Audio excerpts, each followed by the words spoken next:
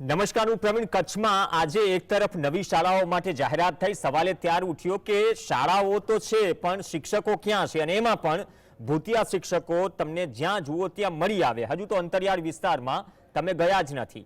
કચ્છથી શરૂઆત કરીએ. કચ્છના માંડવી તાલુકાના શિરવા ગામની પ્રાથમિક ગ્રુપ શાળામાં શિક્ષિકાની મનમાની થઈ હોવાની ઘટના સામે આવી. નીતા પટેલ નામની શિક્ષિકા છેલ્લા 3 વર્ષથી અવારનવાર ગેરહાજર રહે છે. શિક્ષિકાની મનમાનીને લઈને અનેક રજૂઆતો છતાં સમસ્યાનો કોઈ ઉકેલ નથી આવ્યો. શિક્ષકની સતત ગેરહાજરીના કારણે વિદ્યાર્થીઓનું ભવિષ્ય જોખમમાં છે. શાળા નહીં પરંતુ બગીચો હોય તેમ શિક્ષિકા ક્યારેક આંટો મારવા આવે છે. અંદરથી થાય કે આજે આંટો મારી આપીએ તો શિક્ષિકા આ પ્રકારની સ્થિતિમાં છે. અને કચ્છમાં શિક્ષણની શું સ્થિતિ છે તેનો જીવતો જાગતો નમૂનો આ શાળા છે અને શિક્ષિકા છે. શિક્ષણ તંત્રની અવારનવાર નોટિસો પણ શિક્ષિકાને મોકલાય. કોઈ રાજકીય નેતા કે અધિકારીના આ શિક્ષિકાને છુપા આશીર્વાદ હોવાની પણ ચર્ચા છે.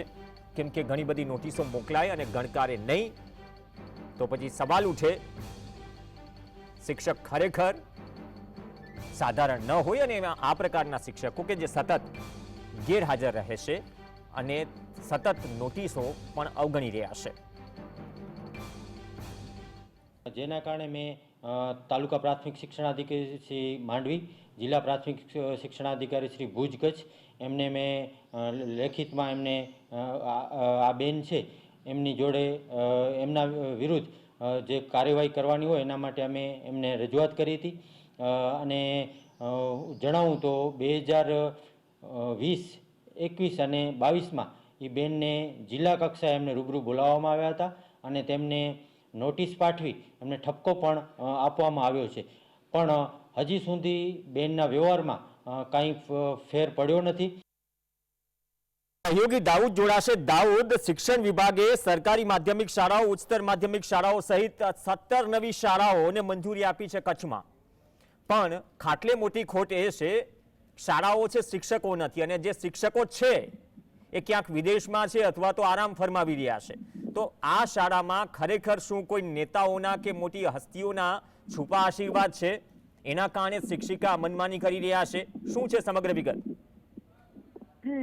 ચોક્કસ પ્રવીણ, જો માંડવી તાલુકાના શિરવા ગામની વાત કરીએ તો ગામમાં પ્રાથમિક ગ્રુપ શાળા આવેલી છે, જેની શિક્ષિકાની દીપિકા પટેલ નામની શિક્ષિકા છે તે પોતાની મનમાની કરી રહ્યા તેવું બહાર આવ્યું છે. છેલ્લા 16 વર્ષથી તે હાજર નથી રહેતા. તેમને નોટિસ ફટકારવામાં આવી છે. જિલ્લા લેવલે તેમની રજૂઆત કરવામાં આવી છે. છતાં પણ આ શિક્ષિકા પોતાની મનમાની કરી અને 3 વર્ષમાં મન પાસે ત્યારે આ સ્કૂલમાં આવી આંટો મારી અને ચાલ્યા જાય છે.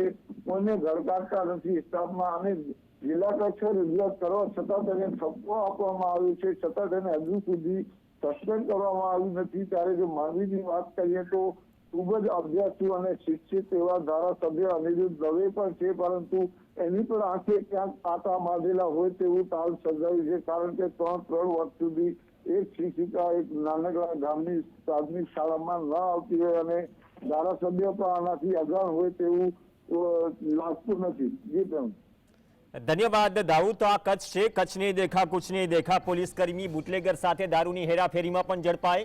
અને આ પ્રકારના શિક્ષકો પણ છે કે જ્યાં કચ્છમાં સતત નોટિસો છતાં અકડ વલણ ધરાવે છે કે ભલે તમે નોટિસ મોકલતા રહો પરંતુ અમે મનમાની જ કરતા રહીશું.